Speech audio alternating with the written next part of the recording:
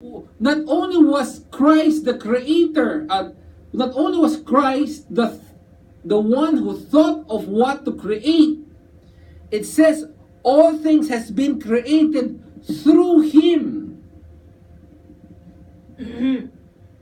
What do you mean by through? The through Him means He was the one who created it. Not only was Christ the one who thought about what to create, He was the one also who created those things. So, sa building, hindi lang siya yung architect, siya rin yung foreman. He's also the one who made the building. And it's interesting, the word, if you notice, all things, everything, including the very nail, the material that the nail was made of, God created, Christ created that. Including the thorns that pierce His head, Christ created that. Even the trunk, where they got the tree wherein He will be crucified, Christ created that. And remember the video I showed about the universe? All of that, Christ thought about, and He created it one by one by one by one. Each and every one. They say that our sun, if our sun is as big as a beach ball or basketball, and you put it in top of the Empire State Building in New York, kalayo nun, di ba? The next bunch of stars will be from New York Empire State Building to Australia. Oh wow, ang layo. Right? And everything in between that, He made. I read that if you get 1 square mile of land in a typical rural area, the numbers of bugs and insects there is more than numbers of humans on Earth. And each of that, God created.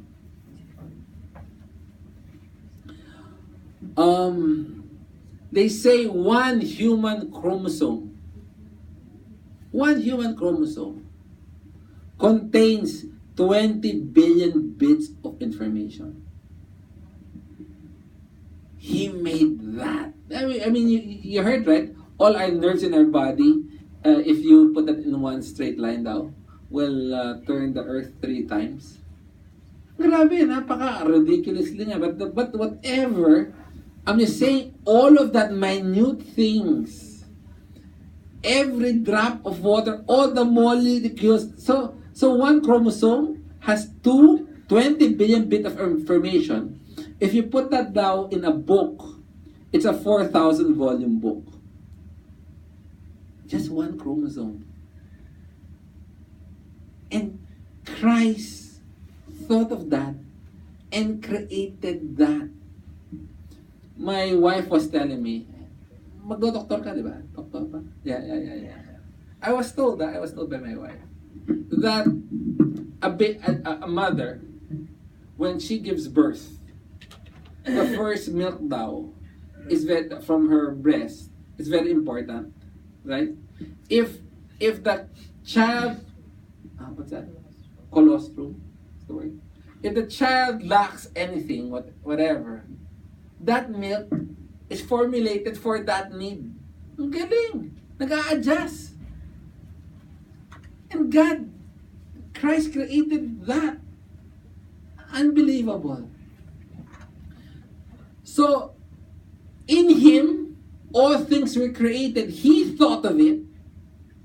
Not only that, He created it.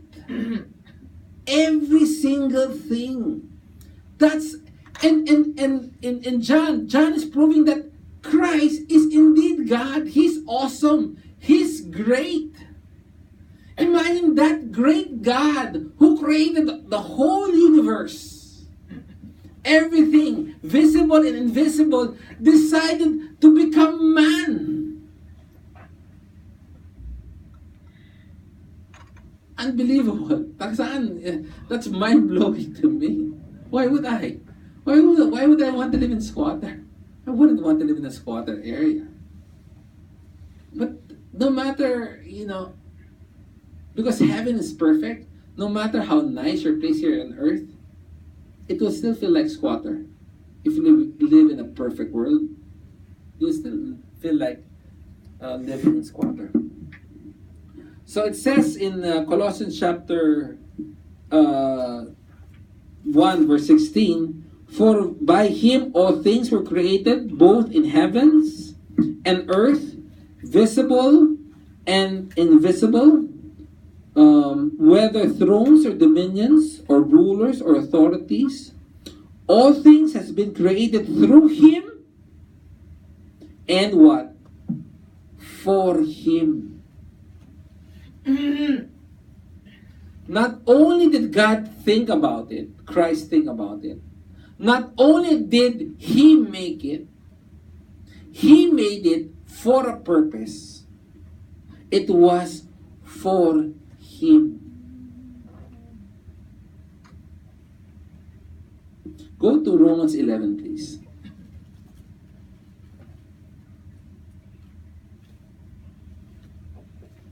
Romans 11, verse 36.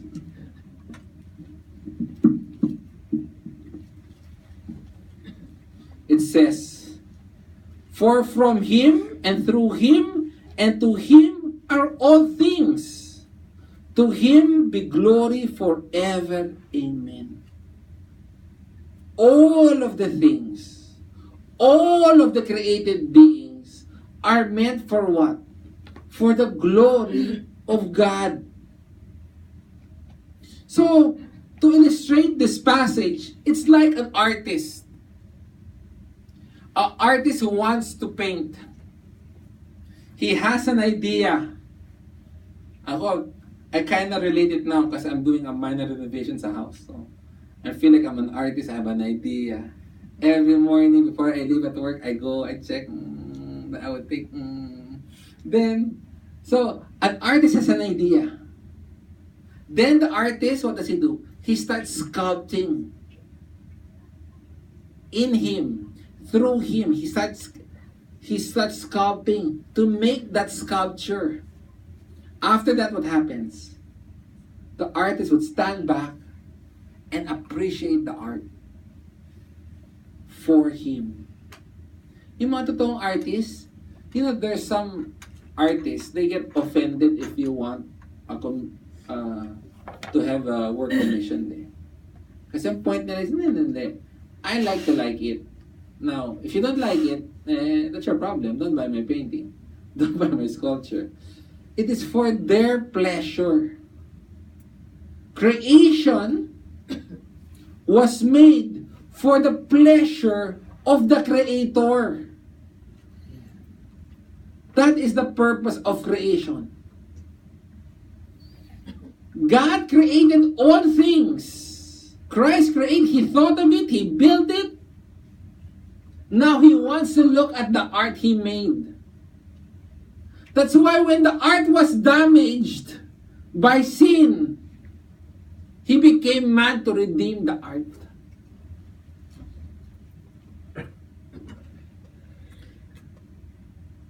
Verse 17, He is before all things, and in Him all things holds together.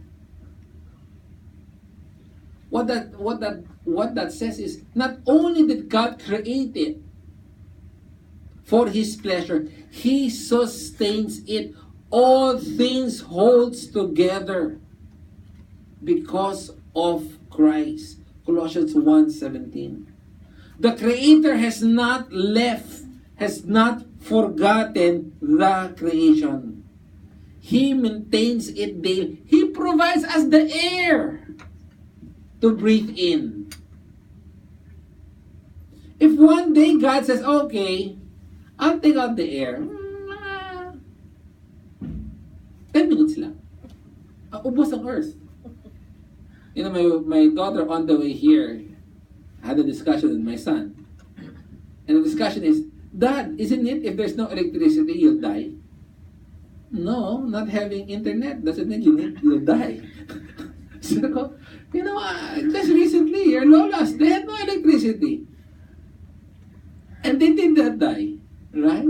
But they take out air, you'll die. The created world is being sustained by God. Now, as mentioned, the problem is this. Man has sinned. And when man sinned, that sculpture has been tarnished. Right? Go to Romans chapter 8, please.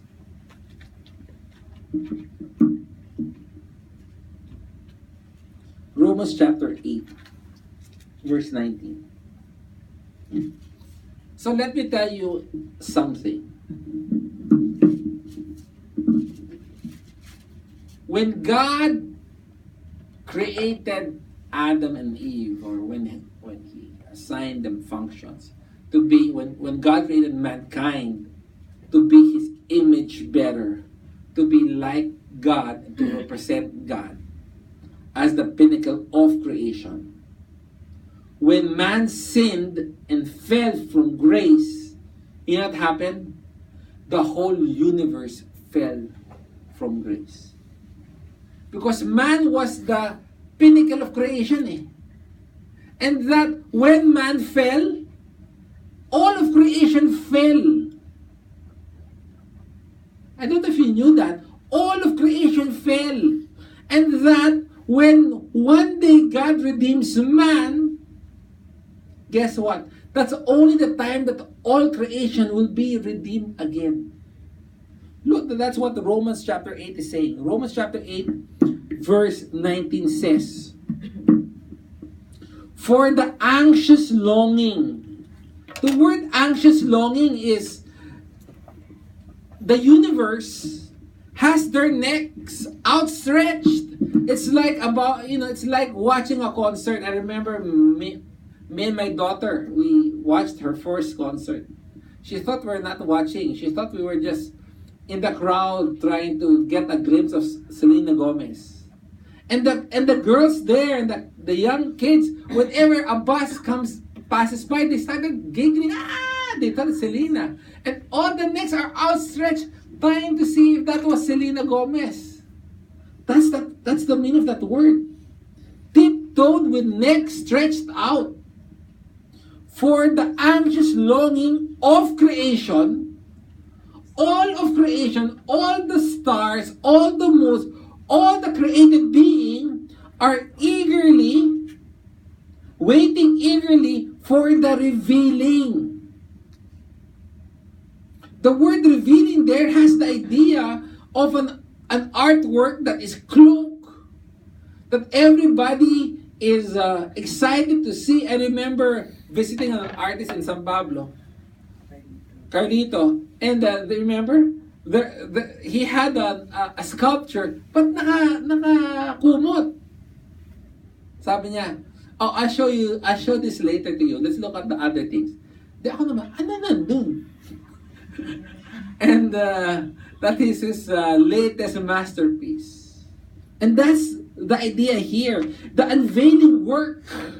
So the whole creation is eagerly waiting for the unveiling of what? The sons of God.